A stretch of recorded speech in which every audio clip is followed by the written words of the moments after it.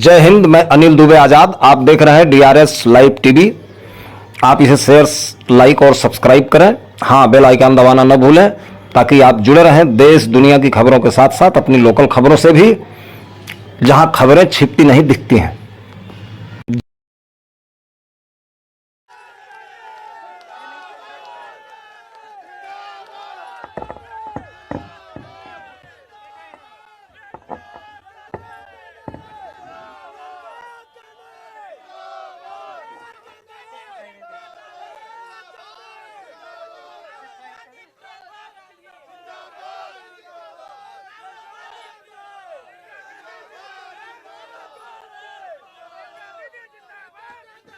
सुनाई दे रहा है?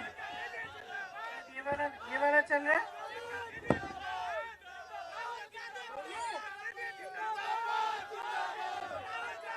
पहले बताओ सुनाई दे रहा है? एक ही रखूं? यही रख लेते हैं। ठीक है, इसको नीचे करो।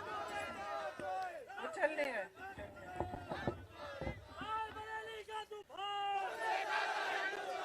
सबसे पहले तो मंच पर बैठे सभी हमारे जो साथी हैं उनका मैं इधर इस कार्यकर्ताओं की सभा में स्वागत करती हूं। खासतौर से किशोरी लाल शर्मा जी जो आज अमेठी के उम्मीदवार के रूप में मंच पर आसीन है। मुझे खास खुशी है इस बात की, और जैसे उन्होंने कहा, मैंने उनसे यही बात की, सच बोला इन्होंने, मैंने यही बात की कि आपने इनसे चुनाव का संचालन मैंने सीखा। जब मैं पहली बार यहाँ 99 में आई थी अमेठी में माता जी का चुनाव लड़ने, उस समय मेरी माता जी शायद एक दिन के लिए अमेठी आई, 5 मीटिंग की, हर विधानसभा में 1 मीटिंग, और बाकी समय किशोरी जी और मैंने उनके चुनाव का संचालन किया और पूरा प्रचार किया। उस समय मैंने किशोरी जी से सब कुछ सीखा, कार्यकर्ताओं के बारे में, किस तरह से चुनाव को संचालित करते हैं, कैसे चुनाव लड़ा जाता है, सारा उस समय सीखा। तो अब जब हमारी बात हो रही थी तो सही है, कह रहे थे कि आप ही लड़ लीजिए ना, तो मैंने कहा देखिए आपने बहुत चुनाव लड़ाए हैं, इस बार मैं आपको चुनाव लड़ाऊंगी और आप चुनाव जीतेंगे। तो मैं यहाँ आई हूँ अपने बड़े भाई का चुनाव लड़वाने के लिए और अपने साथी किशोरी जी का चुनाव भी लड़वाने के लिए। अब आप हमारे प्यारे कार्यकर्ता हैं, मेरी बहनें बैठी हैं, आपकी तो उम्र वही लग रही है जो 20 साल पहले लगती थी लक्ष्मी जी। सब पहचाने हुए चेहरे हैं, आप परिवार के सदस्य हैं। हम सब साथ अलग अलग परिस्थितियों में लड़े हैं, और अगर हम में एक खासियत है हम सब में, तो वो ये है कि हिम्मत है हम में लड़ने की। मैं आपके बारे में ये जानती हूँ क्योंकि हमने चुनाव के समय क्या क्या देखा, किस तरह की लड़ाइयाँ। मुझे याद है एक समय एक बूथ था जहाँ कोई खड़ा भी नहीं होना चाह रहा था पोलिंग बूथ में। उस समय किशोरी जी अपने कुछ साथी लाए थे कि आप खड़े हो जाओ यहाँ पे, बहुत खतरनाक ऐसी परिस्थितियाँ बनी हुई थी वहाँ। और मुझे याद है कि मुझे फोन आया 4:30 बजे कि दीदी आप आ जाओ लेने के लिए, नहीं तो यहाँ पे तो बुरा होने वाला है। तो उस जमाने से लेकर जब बिल्कुल मुश्किल परिस्थितियों में हम एक साथ इकट्ठे होकर दिन रात हमने काम किया और हम लड़े, ये बात हमने साबित की कि यहाँ का जो कार्यकर्ता है, अमेठी का जो कार्यकर्ता है, मुश्किल से मुश्किल परिस्थितियों में खड़ा रहता है, दृढ़ रहता है, मजबूत रहता है और कभी हिम्मत नहीं हारता। क्यों? ये गहरी बात है, आपको गहराई से समझना पड़ेगा कि ये क्षेत्र क्या है और इसका इस देश में महत्व क्या है, इस देश के इतिहास में महत्व क्या है। किशोरी जी ने जिक्र किया किसान आंदोलन का। कौन सा किसान आंदोलन? जो मोतीलाल नेहरू जी और जवाहरलाल नेहरू जी के समय था, ब्रिटिश साम्राज्य के समय। पहली बार जब मोतीलाल नेहरू जी और जवाहरलाल नेहरू जी गिरफ्तार हुए तो यहीं रायबरेली में हुए। जब वो किसानों के आंदोलन में शामिल हुए तो ब्रिटिश साम्राज्य ने उनको गिरफ्तार किया। तब से लेकर आज तक जितनी भी लड़ाई हुई है चुनाव के समय रायबरेली में, वो हमेशा एक तरफ लोकतंत्र, एक तरफ सत्य, एक तरफ सच्चाई और दूसरी तरफ हमेशा किसी न किसी तरह का आतंक और एक ऐसी राजनीति जो जनता को सर्वोपरि नहीं रखती थी। और हमेशा इस लड़ाई में आप खड़े हुए हैं लोकतंत्र के लिए। आपने जिताया है सच्चाई को, सत्य को, और लोकतंत्र के जो मूल हैं, जो असूल हैं, उन्हीं को आपने जिताया है। कभी कभी आपको लगा कि आप नाराज हुए शायद, तब भी आपने सही रास्ता दिखाया। इंदिरा जी जब हारी रायबरेली से तो नाराज नहीं हुई आपसे, उस हार से वो सीखी। उस हार से उनके मन में ये भावना आई कि हाँ, जनता मुझसे नाराज है, मैंने कुछ गलत हो सकता है किया है। और फिर उस पे मंथन करके उन्होंने एक दूसरा रास्ता, अलग रास्ता पकड़ा और अगली बार चुनाव जीती। तो ये आपकी जो भूमिका रही है, रायबरेली की जनता की भूमिका, वो यही भूमिका रही है कि आपने इस देश के लोकतंत्र का प्रतीक यहाँ पे रायबरेली में पूरे देश को दिखाया है। तो आज हम कहाँ खड़े हैं? आज देश की परिस्थितियां जो हैं कई स्तरों पे उनसे अलग नहीं है जो उस समय ब्रिटिश साम्राज्य की ने परिस्थितियां बनाई थी। क्यों? क्योंकि आज देश का जो गरीब है, देश का जो किसान है, उसको एकदम नकारा जा रहा है। जितनी भी नीतियां 10 सालों में नरेंद्र मोदी जी की सरकार में बन रही हैं, वो किसी गरीब के बारे में सोचते हुए या उसकी समस्याओं को सुलझाने के लिए नहीं बन रही हैं। वो बड़े बड़े खरबपतियों के लिए बन रही हैं। और आज ये सच्चाई है कि देश का किसान पिस रहा है, मेहनत करता है, पसीना बहाता है, धरती को सींचता है अपने पसीने से, लेकिन उसकी मेहनत की कमाई उसके लिए पूरी नहीं हो रही है। आज आप जॉब करते हैं या कहीं पे आपकी नौकरी मजदूरी लग जाती है किसी गरीब की, तो जितना भी कोशिश करे, जितनी भी मेहनत करे, काफी कमा नहीं पा रहा है कि उसका जीवन सुविधापूर्ण और अच्छी तरह से बीते। चाहे बच्चों की शिक्षा हो, चाहे आगे जाके रोजगार ढूंढना हो, कुछ भी हो, आगे बड़ी बड़ी समस्याएं हैं और सब इन समस्याओं का सामना कर रहे हैं। लेकिन सरकार का कोई समर्थन नहीं आ रहा है। सरकार की नीति यह है कि लो 5 किलो का राशन ले लो और हम आपको बड़े बड़े इवेंट दिखाएंगे, हम आपको बताएंगे कि सब अर्थव्यवस्था कितनी मजबूत हो रही है, ये आपको बताएंगे। आपके जीवन में ये सच्चाई नहीं दिख रही है। जितने भी ऐसे संस्थान थे जो लोकतंत्र को मजबूत बनाते थे, उन सब को कमजोर किया हुआ है नरेंद्र मोदी जी की सरकार ने। चाहे आप मीडिया को लें, चाहे आप कोर्ट्स को लें, न्यायपालिकाओं को लें, सबको पूरी कोशिश रही है कि इनको कमजोर किया जाए। चाहे आप संसद को लें, ये पूरी कोशिश रही है कि संसद की मजबूती भी कम की जाए, क्योंकि इनकी ये नीति है और इनकी ये इच्छा है कि जनता के जो अधिकार हैं वो कमजोर रहे और इनकी जो सत्ता है वो बढ़ते जाए। ये एकदम हमारे लोकतंत्र के जो असूल हैं उसके विपरीत है।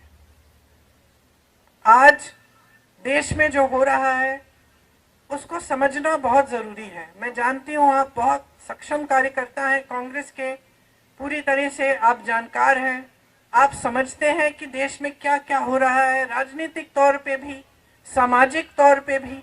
आप देख रहे हैं कि नफरत फैलाई जा रही है, आतंक भी फैलाया जाता है इनके उम्मीदवारों से। आप यहाँ रायबरेली में आपने खुद देखा है कि चुनाव आता है तो डर भय फैलाया जाता है। और चुनाव के समय भी, अगर चुनाव के समय नहीं तो बाकी समय के लिए भी ये परिस्थितियां रहती हैं आपकी कि आपको दबाने की कोशिश होती है, आपका शोषण किया जाता है। तो ये वो राजनीति नहीं थी जिसकी नींव महात्मा गांधी जी ने डाली। महात्मा गांधी जी ने, पंडित जवाहरलाल नेहरू ने जो आंदोलन किया वो इसलिए किया था ताकि जनता के अधिकार मजबूत हो। शायद वो सोच भी नहीं सकते थे कि एक दिन एक ऐसी सरकार आएगी इस देश में जो उन्हीं को देशद्रोही कह के ये कहेगी कि अगर हमें 400 सीट दे दो हम संविधान को बदल डालेंगे। वो सोच भी नहीं सकते थे शायद कि ऐसी स्थिति देश में कभी आएगी कि देश के प्रधानमंत्री जो भाषा इस्तेमाल कर रहे हैं या जिस तरह की बातें कर रहे हैं चुनाव के समय, वो अपने पद का स्तर इतना गिरा देंगे कि अपने पद की गरिमा के बारे में सोचेंगे ही नहीं, कि अपने पद की अहमियत के बारे में का आदर भी नहीं करेंगे। और शायद वो ये सोच भी नहीं सकते थे कि एक ऐसा दिन आएगा जब हमारी जनता को कमजोर करने की कोशिश सरकार करेगी। हमारे देश की, हमारे धर्म की परंपरा रही है, किसी भी गुरु की सीख आप देख लीजिए, पूरे हिंदू धर्म में, कल्याण सिंह जी, सिख धर्म में भी, सब धर्मों में जो भी परंपरा रही है, जो भी हमें सिखाया गया है वह यही सिखाया गया है कि सेवा का धर्म होना चाहिए, सत्य के पथ पे चलना चाहिए और देश में जनता जो है, जो गरीब है, जो किसान है, जिसके पास कम है, जो कमजोर है, वही सर्वोपरि होना चाहिए। यही हमारी राजनीति का हमेशा आधार रहा है। आप यहाँ सोनिया जी के संसदीय क्षेत्र के कार्यकर्ता हैं, आप जानते हैं कि हमने हमेशा किन असूलों को आगे रखा है, किस तरह से हमने काम करने की कोशिश की है। हमने विकास को सर्वोपरि रखा यहाँ। किशोरी जी ने आपको बताया, लेकिन बताने की जरूरत नहीं है, आप जानते हैं, चाहे एम्स हो, चाहे कुछ भी हो, चाहे आईटीआई हो, चाहे कुछ, पूरे अमेठी में जितना विकास एक समय में किया गया था, जब क्षमता थी, सरकारें थी, तो पूरा विकास हमने कराया और इसमें हम कभी पीछे नहीं हटे। मैं हमेशा मिसाल देती हूँ कि मैं अपने पिताजी के साथ अमेठी आती थी और उसी तरह से आप जानते हैं कि माताजी के साथ कई बार रायबरेली आई। गांव में हम जाते हैं, जनता डांट देती है, कोई कह देता है कि भाई सड़क नहीं बनाई, हमने आपको नल के बारे में पूछा था, 6 महीने हो गए, साल भर हो गया, आपने अभी तक नल नहीं लगवाया। ये एक आपका अधिकार रहता है। यही हमारी राजनीति रही है कि आपका अधिकार है, आप डांटो, आप नाराज हो, आप सवाल उठाओ, आप लड़ो हमसे। कितनी बार आपने डांटा है मुझे, एक आध बार मैंने भी डांट दिया, उसके लिए माफी मांग ली। तो ये हमारी राजनीति यही रही है कि अधिकार आपका है, सत्ता देने वाले आप हैं। आज अगर हम अकेले चुनाव लड़ने जाएं, आपके बिना, आपकी मदद के बिना, तो वो नतीजा नहीं आएगा जो तब आता है जब आप सब लगते हैं, आप सब दिल से काम करते हैं और हमारे साथ जनता जुड़ती है। और यहाँ की जनता हमेशा जागरूक रही है। ये मुझे याद है सोनिया जी के पहले चुनाव से, जब मैं उन लोगों को बूथ में गई लेने के लिए, उस चुनाव से मुझे याद है कि यहाँ की जनता जागरूक रहती है, समझदार है। आप जानते हैं कि काम करने वाला कौन है, आतंक फैलाने वाला कौन है। आप जानते हैं कि हमारी सुनवाई कहाँ होगी और हमें धमकाया कहाँ जाएगा। ये आपको अच्छी तरह से ये सारी चीजें अपने क्षेत्र के बारे में मालूम है। और यहाँ की खूबी ये है कि सिर्फ अपने क्षेत्र तक सीमित नहीं, आप पूरे देश की राजनीति को अच्छी तरह समझते हैं। तो ज्यादा समझाना नहीं चाहती मैं जानती हूँ आपको ये सब जानकारी है, लेकिन देखिए आज देश में परिस्थितियां ठीक नहीं है। आज जनता की मांग है महंगाई कम करो, रोजगार दिलवाओ, हमारा भविष्य मजबूत करो। और सरकार की बातें हैं कि हिंदुस्तान में चुनाव हो रहा है, पाकिस्तान की बात कर रहे हैं। लोगों को ये कहने की कोशिश करेंगे कि कर रहे हैं कि कांग्रेस पार्टी आपके भैंस चुराएगी, आपके गहने चुराएंगे। भय फैलाने वाली बात, जिसको आप अच्छी तरह समझते हैं, क्योंकि आपने बार बार अपने क्षेत्र में ये देखा है कि किस तरह से गांव गांव में जाके झूठ फैलाए जाते हैं, भय फैलाया जाता है, और ये कोशिश होती है कि जज्बातों के आधार पर, भय के आधार पर जनता वोट दे दे। और यही जो सिलसिला है, इसने हमारे लोकतंत्र को कमजोर किया है। आज अगर ये लोग चुनाव के मंच पर आकर पाकिस्तान की बात,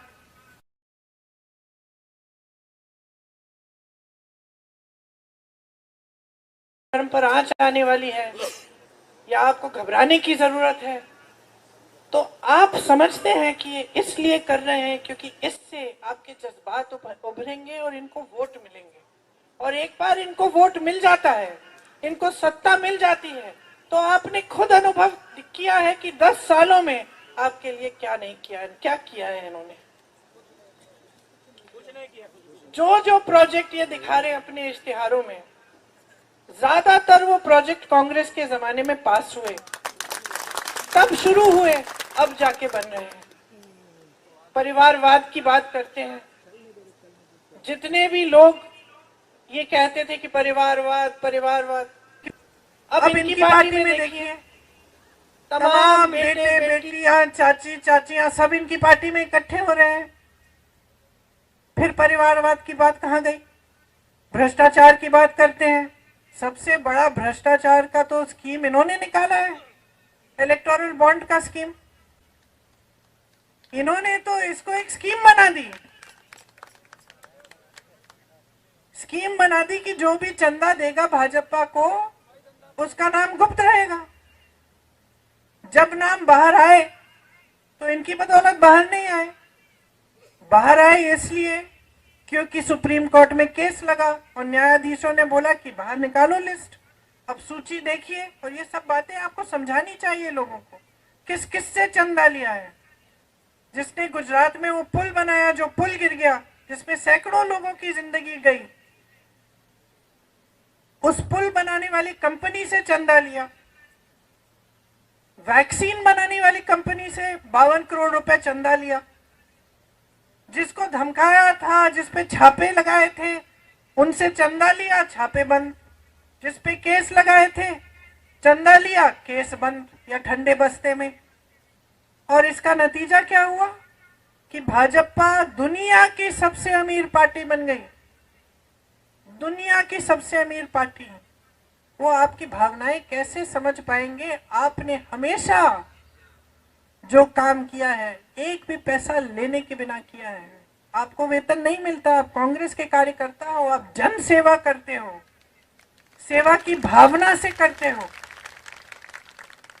उन्होंने दुनिया भर का चंदा इकट्ठा करके अपनी पार्टी को दुनिया की सबसे अमीर पार्टी बना दी। और वो कहते हैं कि कांग्रेस पार्टी भ्रष्ट है, कांग्रेस के खाते बंद कर देते हैं चुनाव के समय, 2-2 सीएम को जेल में डाल देते हैं चुनाव के समय। ये सब क्यों कर रहे हैं? सिर्फ सत्ता में रहने के लिए। इनकी बड़े बड़े खरबपतियों के साथ सांठगांठ है। 16 लाख करोड़ रुपए उनको माफ किए हैं।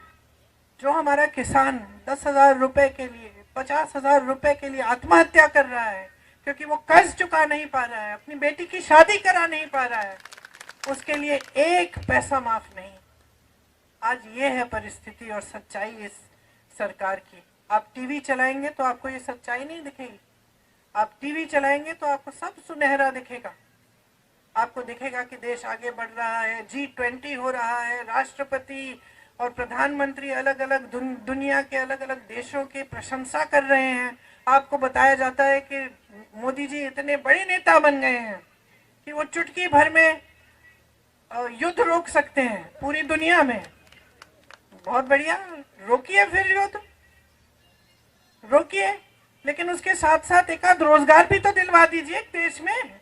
इतनी सत्ता है, इतने बड़े नेता हो, 10 साल से तुम्हारी सरकार है, जो किया है उसके बारे में तो बताइए जनता को। लेकिन जनता का इस कदर निरादर हो रहा है आज हमारे देश में कि नेता समझ गए हैं कि उनको जनता को कोई के प्रति कोई जवाबदेही नहीं है उनकी। जवाब देने की जरूरत ही नहीं है। एक बात मेरे मन में बैठ गई, जब मैं यहाँ 22 में चुनाव के लिए काम कर रही थी, बघेल जी आए थे और मैंने कहा था उनके लिए एक हमने आयोजित किया था एक प्रोग्राम जिसमें वो बिजनेस के लोगों से वो उनकी बातचीत हो रही थी। तो उसके बाद जब बघेल जी आए और मैंने पूछा कि भाई कि कैसा रहा प्रोग्राम, तो बताने लग गए कि दीदी यहाँ एक बड़ी अजीब परिस्थिति है। मैंने कहा क्या? कहते सवाल नहीं पूछते, ज्यादा थोड़े डरे हुए हैं लोग। तो मैंने कहा आपको क्या लगता है क्यों? तो कहते हैं दबाव रहता होगा, सरकार का दबाव रहता होगा। फिर उन्होंने एक बात कही, कहा है कि दीदी हमारे छत्तीसगढ़ में तो एकदम अलग है। तो मैंने कहा क्यों? कहते देखिए हमारा जब ध्यान काम पे रहता है ना, तो जनता हमको कुछ भी पूछ सकती है। हमें मालूम है कि हमें काम के आधार पर वोट लेना है, तो हमारी जवाबदेही जनता के प्रति रहती है। यहाँ पे क्या परिस्थिति है, उत्तर प्रदेश की बात कर रहे थे कि वोट लेने के समय नेता जानता है कि धर्म की बात करेगा उसको वोट मिल जाएगा। तो एक तरह से उसने अपनी जवाबदेही खत्म कर दी है, क्योंकि अब वो जान गया है कि चुनाव के समय मैं जज्बातों की बात कर दूंगा, मैं धर्म की बात उठा दूंगा, वोट तो मुझे मिलने ही मिलने हैं, तो फिर मैं काम क्यों करूं? तो ये भावना जब किसी ऐसे व्यक्ति के दिल में आ जाती है जिसके पास इतनी सारी सत्ता है कि भाई मुझे काम करने की जरूरत ही नहीं है, बगैर काम किए धर्म की बात करके या बड़े बड़े सपने दिखा के या बड़े बड़े झूठे वादे करके ही मुझे वोट मिल जाएंगे, तो वो काम करना बंद कर देता है जो सही काम है। और उसका ध्यान कहाँ जाता है? अपनी सत्ता के प्रति, किस तरह से अपनी पार्टी के लिए धन इकट्ठा किया जाए, किस तरह अपने खरबपति मित्रों को मजबूत बनाया जाए। और साठ गांठ की बारे में मैंने क्यों बात की? क्योंकि आज देश की पूरी मीडिया बड़े बड़े खरबपतियों की है। जो पैसे, जो धन भाजपा ने इकट्ठे किए हैं, किसके पैसे हैं? कहां से आया है वो धन? जो 16 लाख करोड़ रुपए माफ किए गए हैं इन खरबपतियों को, वो किसका धन है? देश का धन है। मोदी जी का धन नहीं है, वो देश का धन है, वो आपकी संपत्ति है। तो ये सारी बातें आज हमें समझनी पड़ेंगी, क्योंकि अगर हम इन बातों को ठीक से नहीं समझेंगे तो हम बाकी लोगों को कैसे समझाएंगे कि कितनी भीषण परिस्थितियां हैं आज देश में, और हमारा पूरा जो लोकतंत्र है वो खतरे में है। हम बार बार बोलते हैं मंच पे लोकतंत्र खतरे में है, लोकतंत्र खतरे में है। इसका मतलब क्या है? जो गांव में रहता है, जो किसान है, जो गरीब है, उससे क्या मतलब है इस लोकतंत्र का? ये समझाना जरूरी है कि इस लोकतंत्र ने अधिकार दिया है आपको, वोट का अधिकार, जो सबसे बड़ा औजार है जिससे आप अपने जीवन में बदलाव ला सकते हैं या फिर आप अपने भविष्य को अंधकार में भी ढकेल सकते हैं। ये समझाना जरूरी है। ये समझाना जरूरी है कि अगर संविधान बदलेगा, इसका मतलब क्या है? क्या आपका वोट कल को आपको नहीं मिलेगा? क्या आरक्षण कम हो जाएंगे?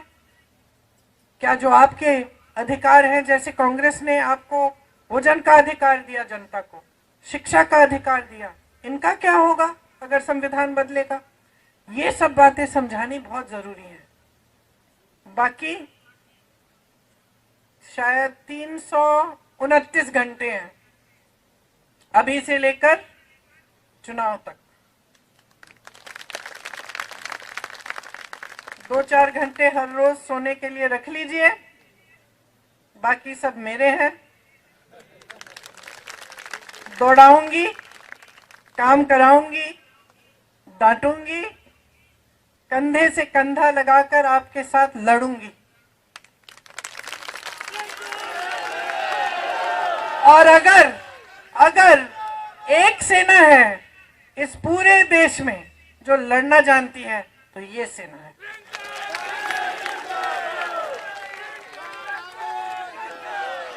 अगर किसी के दिल में भय है तो अभी पीछे हट जाए, इसके बाद में मैं पीछे नहीं हटने दूंगी। हमें लड़ना है, एक साथ लड़ना है, और दोनों अमेठी और रायबरेली में चुनाव जिताना है। ये राहुल भैया का चुनाव है, ये राहुल भैया का चुनाव है। हम सबके लिए एक निजी बात है, हमारे लिए सम्मान की बात है, लेकिन इससे बहुत बड़ा चुनाव भी है। आज जो रायबरेली और अमेठी से संदेश जाएगा वो इस देश के लोकतंत्र को बचाने का संदेश जाएगा। ये वो किला है जो भाजपा गिरा नहीं पाई पिछले चुनाव में। ये वो किला है जिसकी रक्षा आपने की। यहां से हमेशा इस देश को सही संदेश ही जाता है। जब ये संदेश हमारे पक्ष में नहीं गया, मैंने बात की इसके बारे में, इंदिरा जी के बारे में, तब भी आप जागरूक थे, आज भी आप जागरूक हैं। यहां से जो आप संदेश पूरे देश में भेजेंगे उसकी चर्चा पूरी दुनिया में होगी।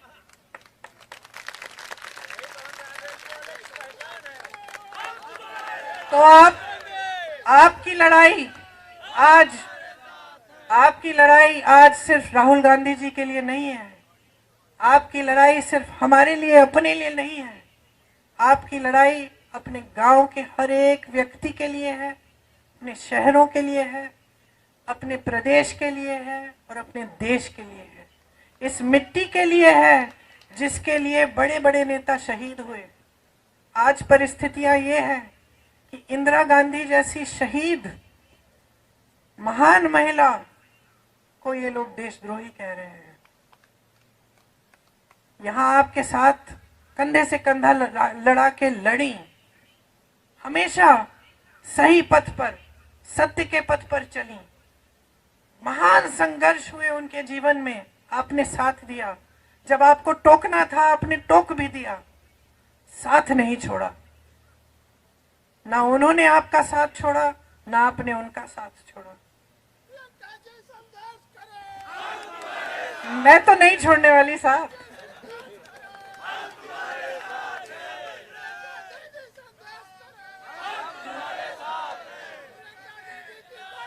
मुझे तो आप बहुत दिनों से जानते हो। अब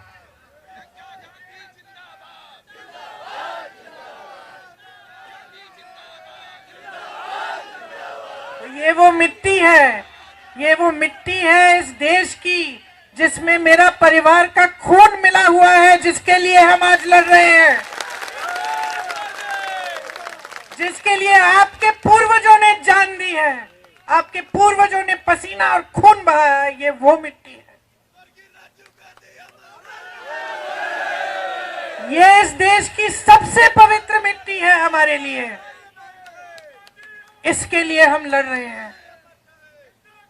हम इस देश के जन जन के स्वाभिमान के लिए लड़ रहे हैं। हम इस देश के जन जन के अधिकारों के लिए लड़ रहे हैं। हम लड़ रहे हैं उस सब चीजों के लिए जिसके लिए हमारे पूर्वज लड़े थे। आज ये देश की परिस्थिति है, ये आपको गहराई से समझना पड़ेगा। और ये जो लड़ाई जो है आपको एकदम सीना तान के मजबूती से लड़नी पड़ेगी। तैयार हो?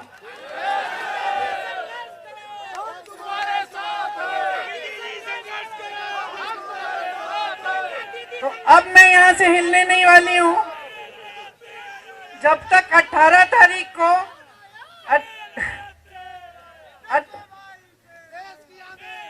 मैं शेरनी हूं, शेरनी।